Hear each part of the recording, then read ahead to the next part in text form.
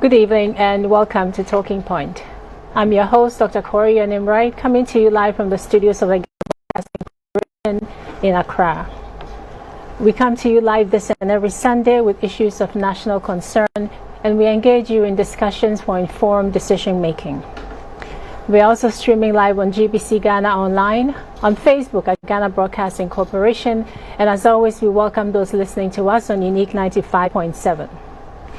Talking Point is brought to you tonight in partnership with ATL, who are sponsoring my outfit. The fabric provided by ATL was custom made by Haylooks Unisex Fashion, located at the Palm Wine Junction on the Gifford Road. In his first Independence Day address on March 6, 2017, the President of the Republic, Nana Addo Dankwa Akufo-Addo, informed the nation that on his way to the Independence Square to deliver his address, he had stopped to cut the sod for the construction of a national cathedral that will address, in his words, the missing link in the nation's architecture by providing a church for national purposes. 4 years later, questions persist about the nature of the project, its funding, and its relevance to the nation.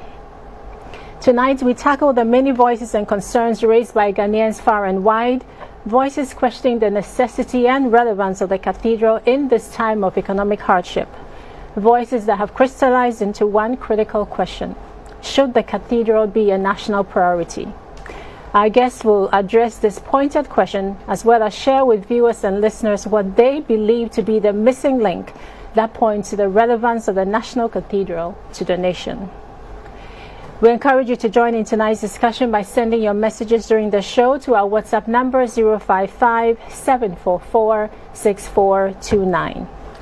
With me for tonight's discussion is on my immediate left, Honorable Ofori Atta, Minister of Finance and Economic Planning.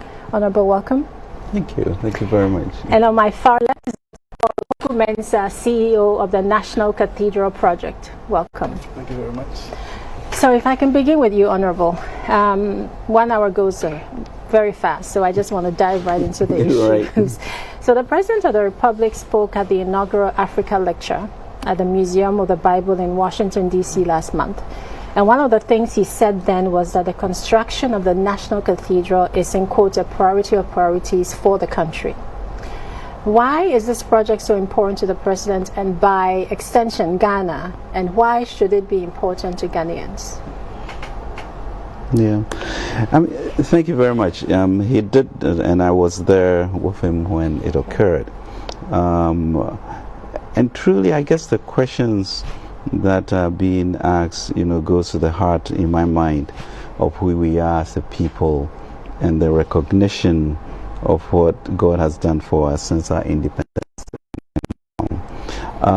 So for him, it is important that we show gratitude to the Lord for how far he has brought us, and all of the benefits that we have accrued as a nation. That's one. I think in there too is a recognition that 70% of the nation are Christians who embody certain beliefs, and I think the Supreme Court ruling also did mention that over 90% of us, are quote-unquote religious, and therefore it's the nation's responsibility to build the infrastructure to support, what our beliefs are, and that's important.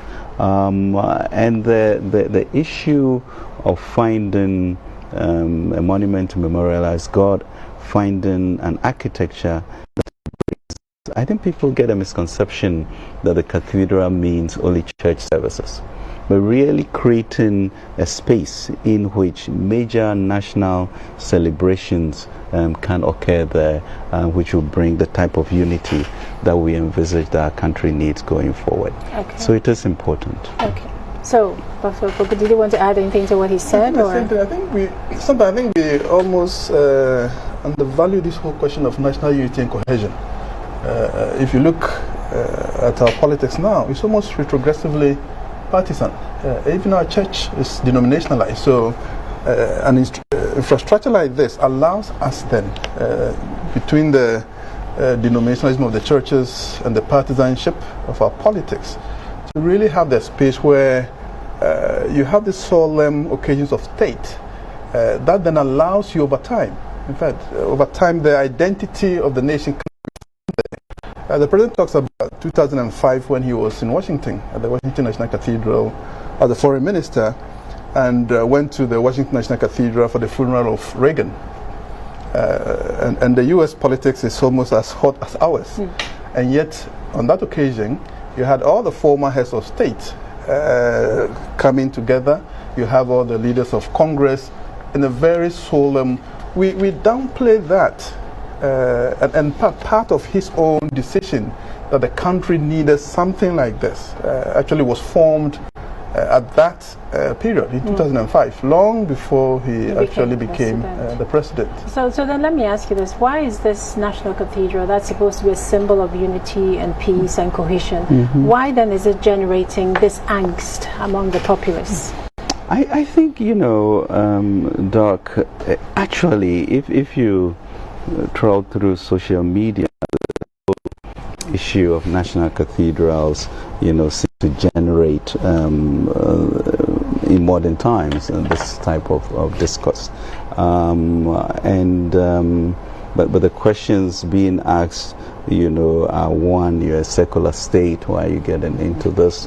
And really, is that the question, because that really the Supreme Court has answered that if the nature of the people are religious, then it's incumbent on government to have the infrastructure to do that. And I think there are, three pillars of nation building with regards to the political independence, which, our first president did and led to Africa getting independent. The second one, of course, now has been sort of investments and trade, and to get into economic emancipation, which through Nana Akufo-Addo, we now have the free trade agreement headquartered here. So we get in these two pillars. And the third clearly has to be our spirituality.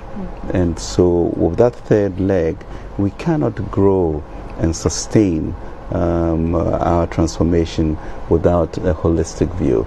And I think we need to understand that. Then the question, at any point in time, do you have enough resources to do X, Y, or Z? We even questioned when we were coming into government whether we had enough resources to do senior high school. We questioned that. I think to date, if my numbers are correct, we've spent about, government has spent about 30 billion CDs in terms of our expenditure. I think this year we have spent maybe 25 million CDs on the National Cathedral, which is 1/1000th of what we do. Now, if you begin to look at the total statement, look at this tripod, at any point in time, we should be making progress toward it so that we have a holistic way of developing in a sustainable way. And strongly we believe that there are, beyond the economic benefits that I can outline as a finance minister, is clearly the issue of building a righteous state in which then the Lord promises that all these other things are added on to you. Well, let me ask this question then, because the current macro indicators, inflation, COVID, Ukraine war, all of these things are going on right now. And there's a concern that in times of volatility, maybe one should not be engaging in ambitious projects such as this. I know you mentioned here that it's I forget the fraction. 1/1000 of what we have done. But many people are saying that should we be persisting in doing such a project now when we may have places like Kolebu who obviously need rehabilitation, when we have children still sitting under trees rather than in classrooms? Why this priority when there are so many others out there? I think that's the question that people would like. I think it's a fair question, and therefore the statistic I've given you will indicate how much we are spending. The question is, if you are building a holistic society for growth and development, should you not take care of all the elements, maybe in different proportions? So let's say the Cathedral of Milan took 200 years, and others have taken 3-4 years, Yamoussoukro, etc. So maybe that will be the debate, but to actually think that that part of our life is not necessary, it's cutting away the soul of the spirit and spirit of the country. I think the question may be not that it's not necessary, but is it necessary now? I think it's a question they're asking. Yeah. I think the it has been started. Yes. I mean, so you're in a project and there's a crisis. I mean, do you abandon all the projects? And so the finance minister talks about proportion. But to go back to your angst, I mean, why is there this whole national angst about the National Cathedral? I think it's really a misunderstanding of the nature of a cathedral. I think most people think, look, we have almost 30,000 churches in Ghana. Why another church? So tell us, why? What is different about this church? Why is that so? You know, I know there's a Bible. And is it a church? Well, a cathedral. It's a national cathedral or a holy place, however. So essentially, I think that's where the issue lies. Begins. Because it's first and foremost, it's really a sacred space for the nation. And if you look at all nation building projects, including our own chieftaincy civilization, you have sacred space as part of nation building. In the country, you talk about the Gonyadem, where the nation calls to prayer. You have the Burmu, where the chiefs and the leaders of the nation are buried. All that infrastructure really are almost the infrastructure around which ultimately the rituals that happen there is really what builds that sense of nationhood. And so you have Macron saying after the Notre Dame burned, saying, look, the Notre Dame is really the epicenter of French national life, because that is where the rituals, because you have the infrastructure for the executive, you have the infrastructure for the legislature where we debate. We've opted for a multi-party democracy, so there will always be debates, and it's legitimate. Yes. And it's not cheap. Right, exactly. And then the executive is the ruling party. I mean, and so you really always need this sacred space.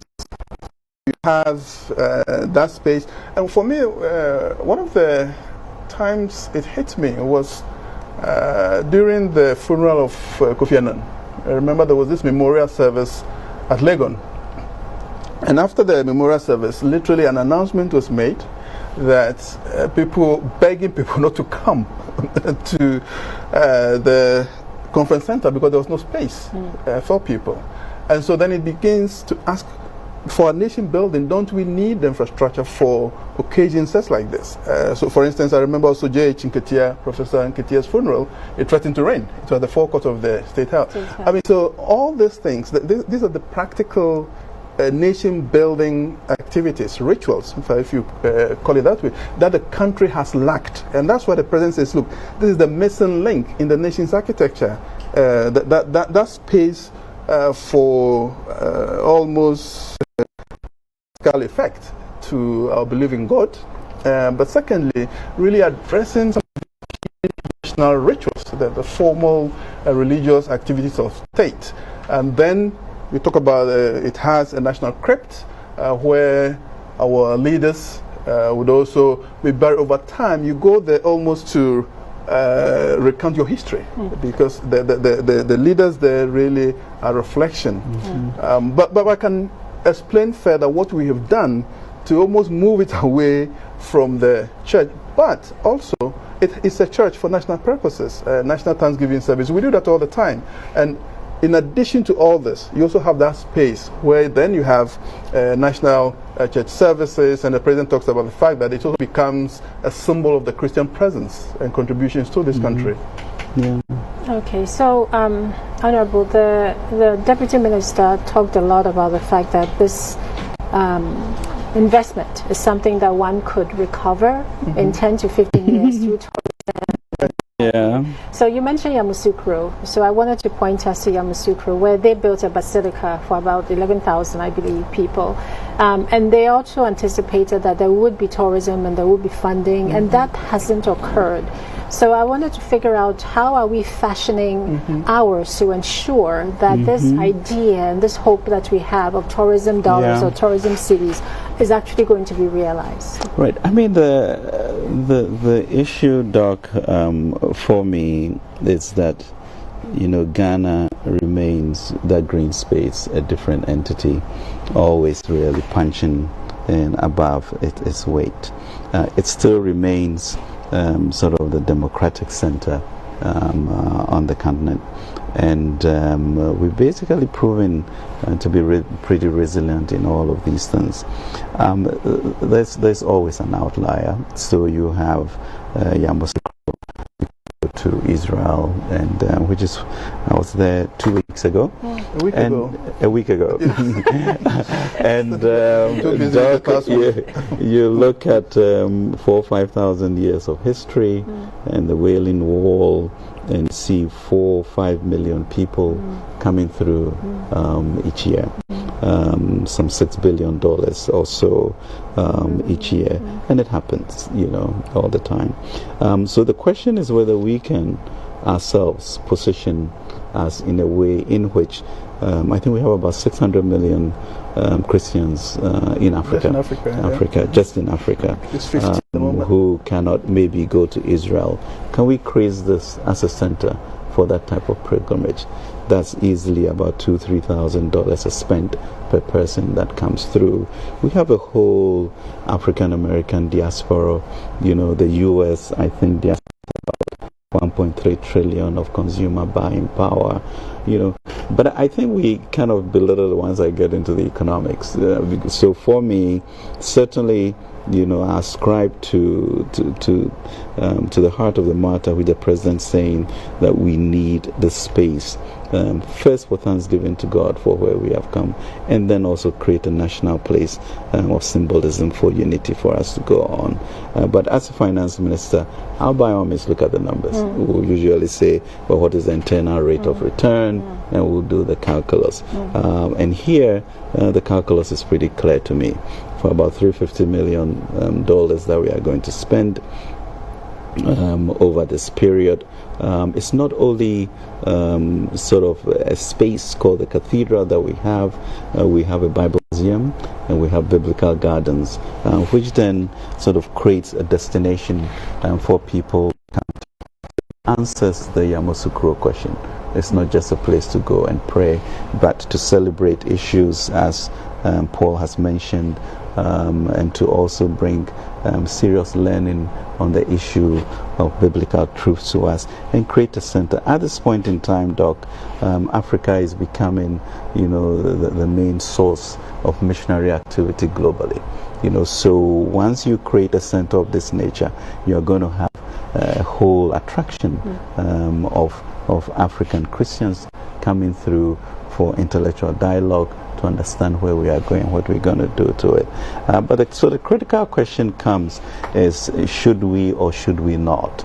And I keep saying that you can't cut the third leg off and expect a sustained growth. Now the question about how you then fund it, and what is it that the state can afford, and therefore in looking at the strategy that trustees, there's mass mobilization locally, there's external push for that. There are the churches who have to do that, so that, like the cathedral that was built in Milan, everybody participated. And I think it's important, for us Christians to look at the opportunity at this time to be part of building a monument or a celebration to God for what He has done for us. And it's quite clear, in Chronicles, so we can assume that He's chosen us, all of us, not only the president, and to be part of this enterprise. And how blessed we are to be alive to participate. So my challenge really to the churches and we as citizens is that, what is it as we have a culture of gratitude? Why should we, if we feel so strongly about reducing state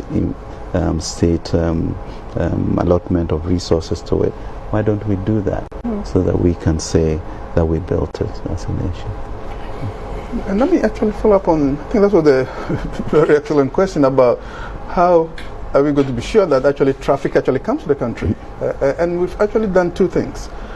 One was to look at the question of, how do we, beyond the formal religious activists of state? How do you make the cathedral relevant to the church and Ghanaians, Africans, and Africans in the diaspora?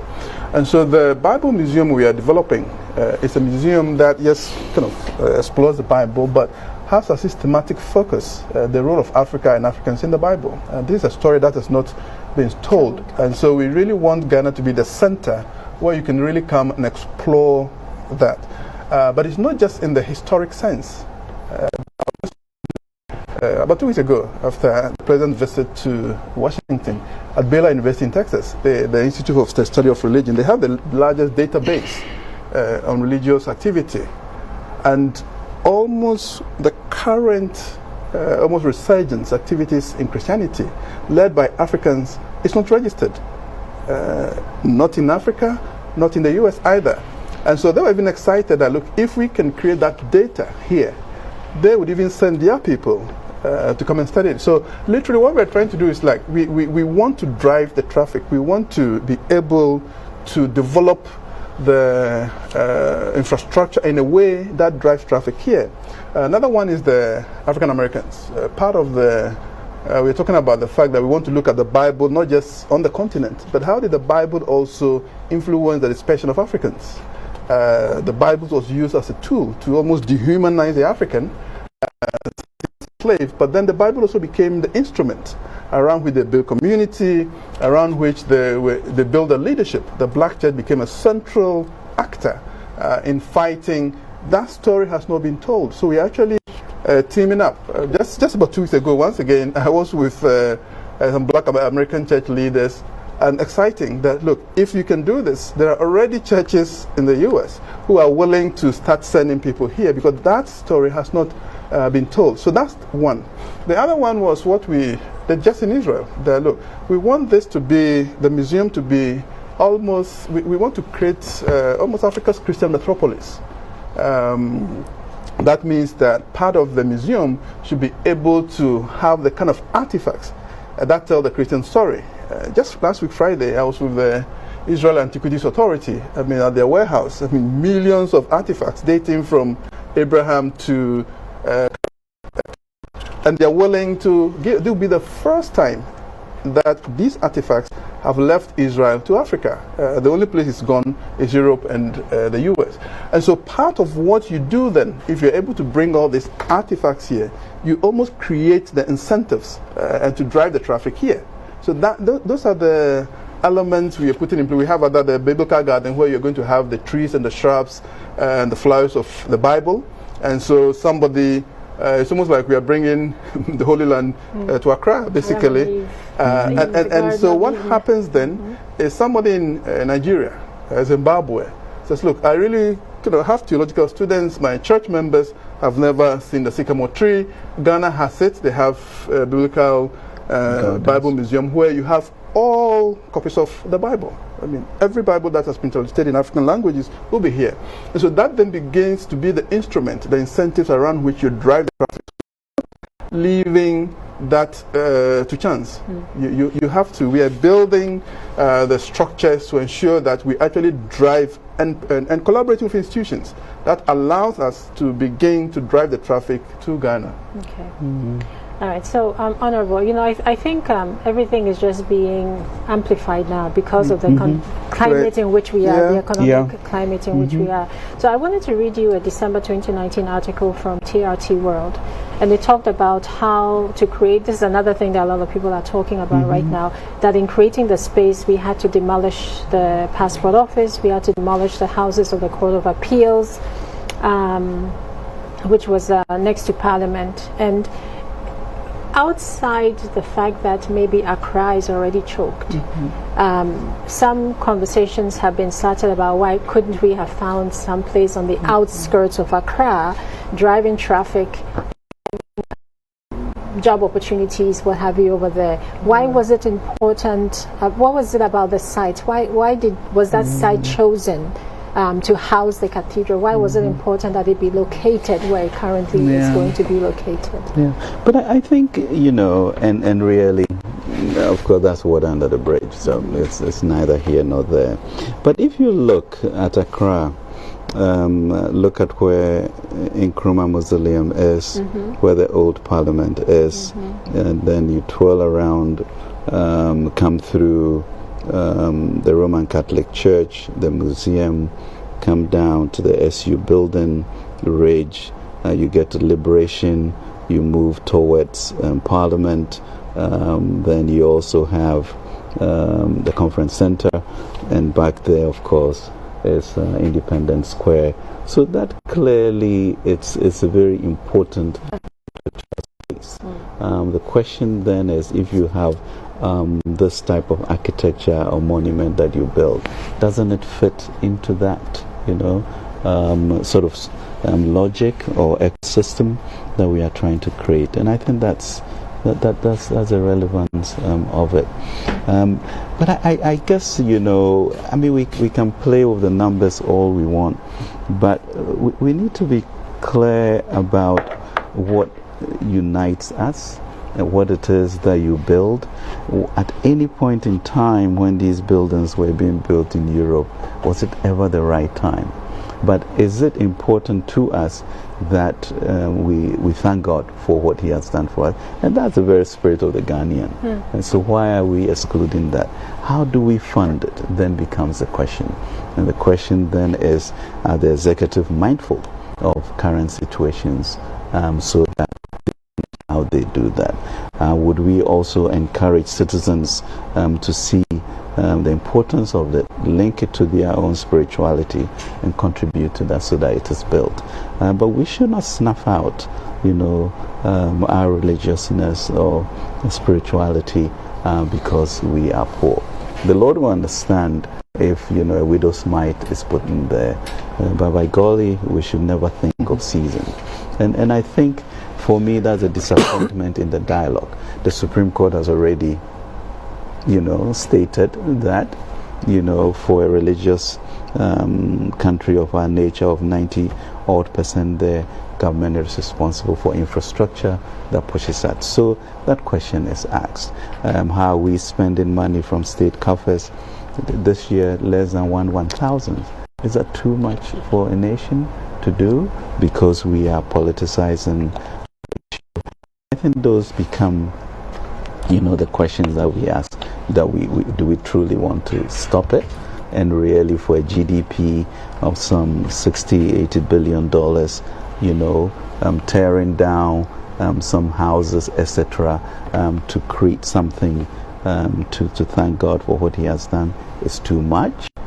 It will be my question to that. So what then is important to us to keep us as a people, for that national cohesion, and to respect our spirituality going forward? Well, we have to take a quick break. This is Talking Point. We are talking tonight about the National Cathedral. We'll be right back. Please stay with us.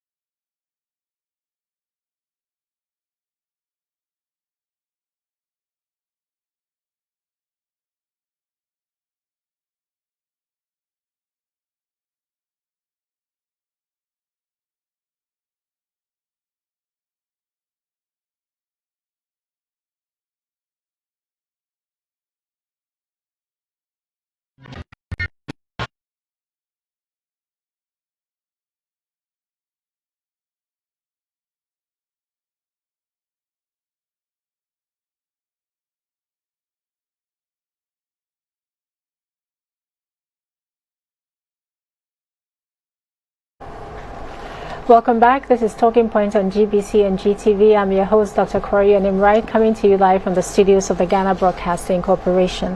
Our topic tonight is the National Cathedral, a national priority.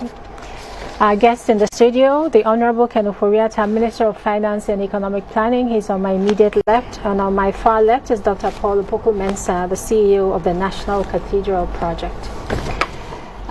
So you wanted to add something to in terms of the location, I think the President actually talked about the fact that it was really the purpose that determined also the location. If you want to have presidential inaugural services there, the President is sworn in Parliament, you move the whole city to...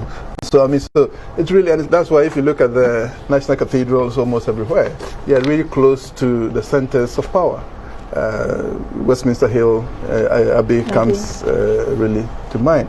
But also the architects, really proposed that what Ghana really lacked was a monumental core.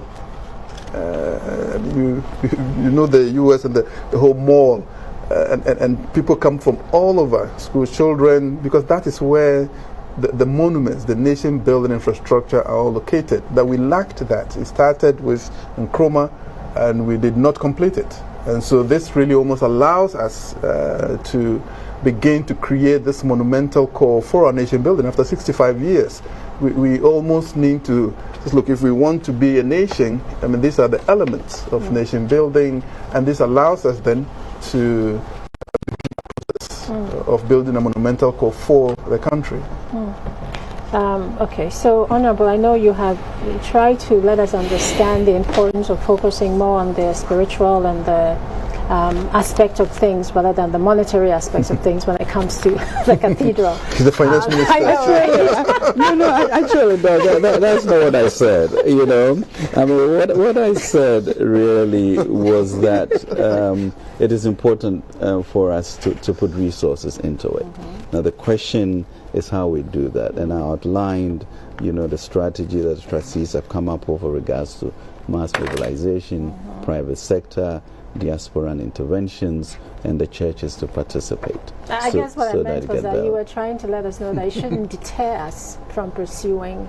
Absolutely not. And as Finance Minister, Minister of Finance, I'm looking at our resource envelope, we will then be able to determine, how much we put in at any point in time, and that is sensible. Okay. And so year to date, as I mentioned, we spend maybe 1/1000th of our expenditure on that, and that's what I mean. But I'm very confident about the ability to raise resources within the Christian community, within the general population, and outside to be able to fund this. And then more importantly, if I were also to look at really the economics of it, I truly see an overwhelming capacity to be able to pay this off, in short order, with 600 million Christians on the continent, with the African diaspora population, and with what I see in other places such as Saudi and Israel, etc. I'm confident that we will also be. Typically, I'll look at an internal rate of return when I'm doing that, and I think this one, Doc, I'll look at an eternal rate of return. So that should be put in mind. Okay, but I think we should be very particular about minimizing the importance of our spirituality to our nation building and the need to give glory to God. So, but I wanted to ask you about an issue that some members of the NDC have been talking about recently. They've indicated that the constitutional provisions requiring accesses or withdrawing from public funds have to be with parliamentary approval, and that they were not followed in the case of the disbursements of some of the funds. Is this something that you agree with, or is that an accurate statement, assertion? I truly do not understand that. Okay. Because I did go to Parliament and indicated that there will be steam from the government to do that. I don't. I don't want a sense that there's less anything more than integrity in what we are doing in this. and the issue of a leaked letter. What is a leaked letter? Exactly. I send a letter to controller, and he goes through his process and disburses per certain regulations. But I worry, when we take on issues like this, spirituality especially, and God at the heart of what we believe in as a people, for a certain amount of degradation. It's worrisome to me, because I feel these are things that we can talk about, and whether it is really true, what is being said, it's worrisome. Okay. So, Dr. Pukumensa, I wanted to ask you, we've been trying to, not call it a church, a national cathedral, but also in share that this is just not going to be a place where only a service is done, but it has a larger purpose. But there is the Coalition of Muslim Organizations. This was in 2018, so excuse me, they may have changed their minds by now. But one of the things they said when this was being proposed initially was that they said, just as the government of Ghana has not been involved in the construction of religious edifices for Muslims, traditionalists, Hindus, etc., it should not be involved in the efforts by Christians to build themselves a cathedral. Right. And then one of the Muslim activists, I think his name was Bahiratu Kamal, said that the cathedral doesn't reflect a national unity in any way, since it is specifically for one religion. How would you respond to this, so that the understanding is there that broader agenda, a broader goal of this cathedral, this edifice for national interest? Right. Okay. Thank you. I don't know whether they will say, the first thing really is that the state has always been involved in religion in this country, and we don't want to equalize it. It's not. The president was very clear that our nation building is really located within the Judeo-Christian tradition. So the president is really not imposing one religion. It's just simply that's how we're colonized by the British. So we kind of inherited some of the institutions, and so kind of most of our institutions, including Parliament, by the way, is really located within a certain tradition that we've inherited. And so, but in addition to that, it's the fact that now 70% of population really have become part of that Judeo-Christian tradition. And I think it's critical to stress that they did not decide to build themselves a national cathedral. Really, and I think that there's this idea that it's a private, it's a state, and that is why the first thing we did was, look, how do you, in addition to the formal religious activities, how do you really make it relevant to the nation? So the idea of the Bible Museum, which includes, so what happened when the Bible came to Ghana, for instance. So we had all these churches, but that's not all. We had all the activities of the churches. So you look at the Bible and education, the church and education. If you went to Fantapem, you went to Adisadal, if you went to Pukuware, it's not only Christians who went there, but it's become, so even the cathedral allows us almost to begin to look at our history and the forces that have shaped our history. So it's really part of our heritage, including, for instance, if you look at the development of our culture, languages. The museum is going to have all the Bibles, part of the languages that have been developed through the church, the Bani, almost all there. So even Muslims go there and they see their heritage, the school they went to, the hospitals that came about with the introduction of the church. If you go to Nalerigu in the northern region, but until recently, the only hospital there was the Nalerigu Baptist Hospital. It's not just Christians who went there, and all that will be documented at the cathedral, and so it really becomes part of our heritage. Looking at, there's another element that, once again, I don't want to, like the National Mosque. The state was involved in it. Really, but it is.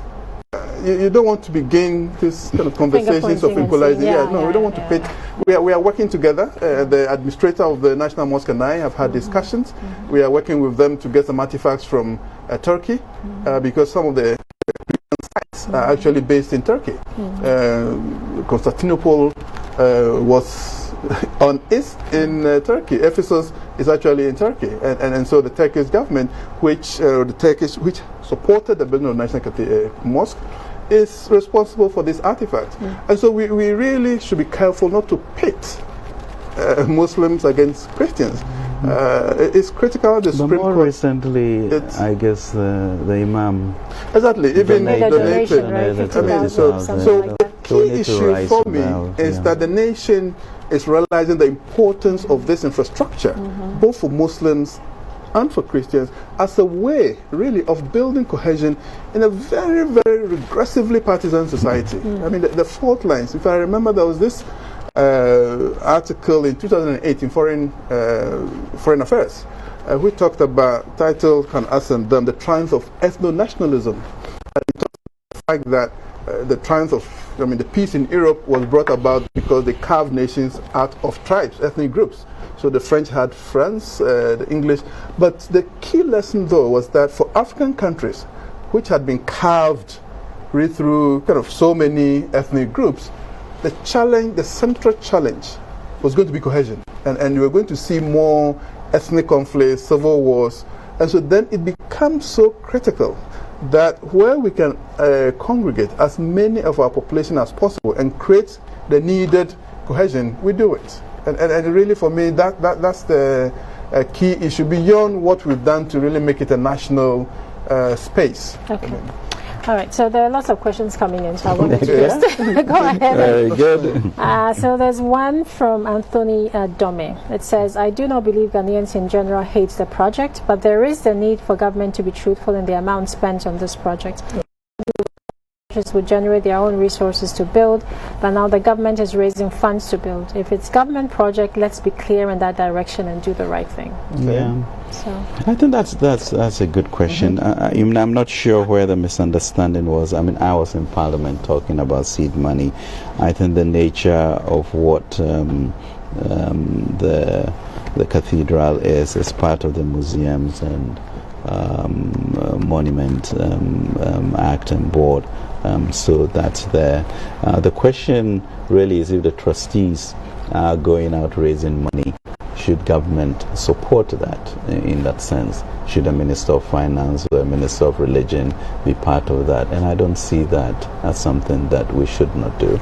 And the vision of the President as articulated by Paul is quite clear. So I think we should really all be putting our shoulders to the wheel to do that.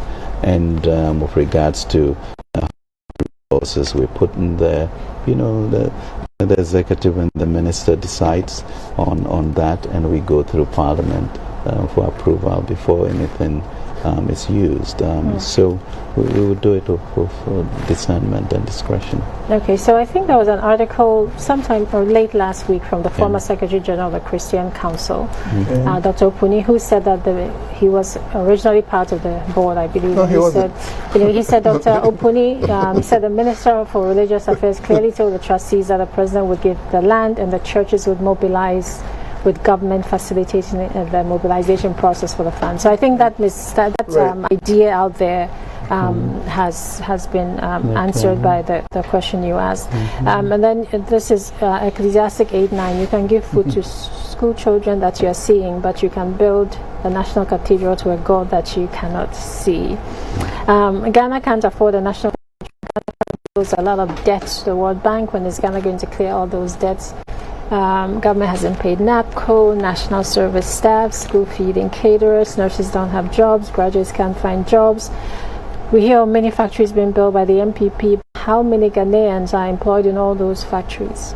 The last 6 years, MPP hasn't managed sanitation and water efficiently. Ghana is flooding badly with many citizens' assets being destroyed. Deaths occurred. Plastics have choked our gutters. God has already blessed humans with knowledge and wisdom. We need to use the wisdom wisely and efficiently. Definitely building a national cathedral is not necessary to most Ghanaians. There's no name on this. This is a request we get every time we have a show. Right. Yes, okay. So since you're here, I'll tell you, Mr. Minister, please pay the NAPCO workers. This is from Malik from Kaswa. Every time we have a show, this message comes through. Okay, so it's a good one. Yes. The question I would ask was the NAPCO. We came into government and then, created this 100,000 opportunity for 3 years in which people were supposed to learn, get skills, and then move out to do their own thing, to say it, but to give them that break. We don't seem to be seeing that type of transition after doing that, and now we're moving into entitlement and etc. So I think we all need to put our shoulder to the wheel, get more entrepreneurial, which is really the theme of the whole budget, and really confront what it is that we have to do to create a more robust and sustainable and transformed economy. That's all the issues of the Youth Start program that we are having, the issues of taxes and therefore e-levy, all of those come together to address these issues. But to say that one part of it should not be done at all, I think will be a disservice, since all those are important for sustained nation building. This is from Bidiako in Kumasi. In as much as I support the building of the cathedral, I disagree 100% with its siting. Is Ghana only Accra? Couldn't we have cited that a place like Intampo, the center of Ghana, to move investment to other parts of the country? Let's see here. Good evening, please. I'm Zach from the Ashanti region. My question is, I hear they're importing all the sand and gravel which will be used to build the National Cathedral from Israel. How true is this? I'll explain that. I mean, it's okay. I'll explain that. I mean, really, most of the great cathedrals have always tried to make a link to the source of the faith. The cathedral has its foundation stone from Bethlehem. For the great, they will say, look, we are bringing Jerusalem to. It's really a way of connecting spiritually, kind of symbolically to. So we just actually brought a foundation stone from Jerusalem. Not the gravels or something like that. But I want to get to this issue of, is it state or private? I think the president was very clear. This was a national monument. It was a legacy for the 60th anniversary. And if you look at it historically, nations have always used these anniversaries to build their stock of monuments. And for my first part of was the Queen's 25th anniversary, when this Jubilee line was developed to commemorate. We did the 50th anniversary, we built Jubilee House to commemorate it. So he said, look, the National Cathedral was going to be one of the legacy projects, including the Presidential Museum. So it's really a state monument. But I think the initial language surrounding it has created what we are still seeing. But what he said, and which he's not actually gotten credit for, is really almost introducing a new model. That, look, if we are going to build our infrastructure, can we introduce a model where those who are going to maybe disproportionately benefit from it also contribute? And so that's why I said, well, I'm going to ask the Christian community to also support. It's almost, for me, part of the attraction is that it almost begins to offer us a model to move away from aid dependency, because aid is really just a dependence on external partnerships. But if we can begin to develop our domestic partnerships with domestic actors like the church and others, we're on our way to almost rethinking the social transformation.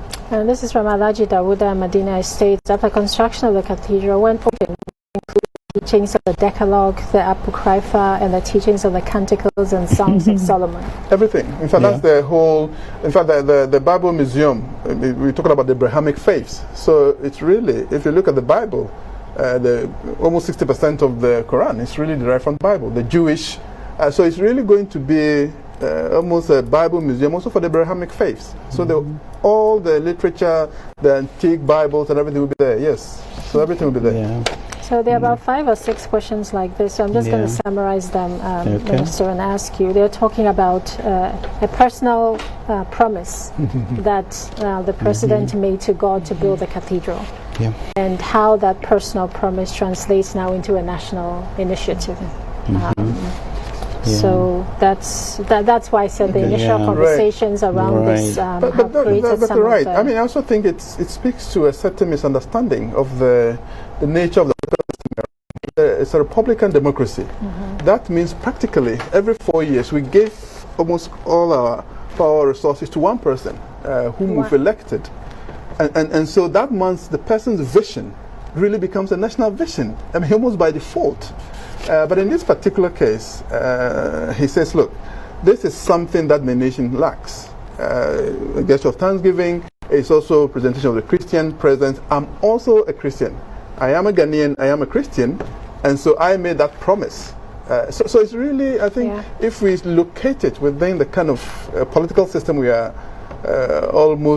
we operating, it makes absolute sense. But I think we should extend it beyond the personal issue. I wanted to read this before you go. This says the National Cathedral is very important for the nation Ghana. Bringing God to the center of governance will bring sustainable development through proper morale in nation building. This is from Yeah, and I think, I mean, during campaigns or whatever speeches the president gives, I mean, when he articulates something which says that, of all that the Lord has done for us, when I'm in government, this will be one of our priorities. So it's it's a royal we, right. Where you say, this is what we should do as a nation, and it is through that he gets voted for. He captures the spirit of what people are feeling and the gratitude that is due the Lord. So I don't think we should personalize it as he went and sat somewhere and told God, if you give me this, then I would, I think we should move into appreciating, final question. Good evening, Madam Host. My name is Ajua. Please, I'm referring to the Finance Minister. National Cathedral is very good, but schools that you mentioned that study under trees, what is he doing about that? Thank you very much. Great. Yeah, I mean, that was Ajua. Yes, that was Ajua. Ajua, I'd love to talk to you. But in truth, I mean, I think, we look at 2017, we look at 2022, we see how far we have come and how far we have to go and what we are doing to be able to do that. Surely there are various gaps. We know what COVID did. We know what the Ukraine invasion has done globally. And we all acknowledge that. We know what imported inflation is doing to us. But yes, we must be doing something to avert that. But let us make sure that we sort of cross all our T's and dot our I's and make sure that we move in tandem of all of the pillars that builds a strong nation. And the spirit of the nation cannot be undervalued, and monetized, because it is that makes us distinctly different. So once again, we should think about the eternal rate of return. Know that we will manage these resources well. Terminology now, eternal rate of return. And as to year to date, as I mentioned, I think we spent about 25 million Ghana cedis, but the government has spent over 31 actually billion Ghana cedis in our expenditure. So what is the anticipated total cost for this project, the National Cathedral? Yeah, I think it's meant to be about 350 million over that period. Cedis or dollars?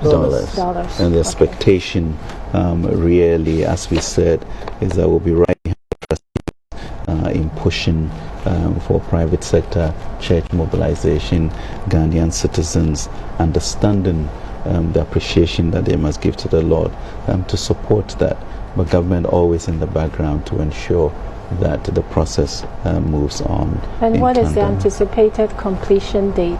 Is it dependent on the fundraising? Everything is always dependent on fundraising, as you say. We expect and hope that March 6, 2024, we should be able to do that. And so we need to get aggressive about supporting the trustees to fundraise outside the system. But truly, Ghanaians also embracing, this opportunity, truly, to be part of building something to glorify God for what He has done for us. Because I think it's clear. Let's seek ye first kingdom of righteousness, and all of these things will be added. So we can't not fulfill that part. And we have to have faith, but beyond the faith is also that the numbers are palpable.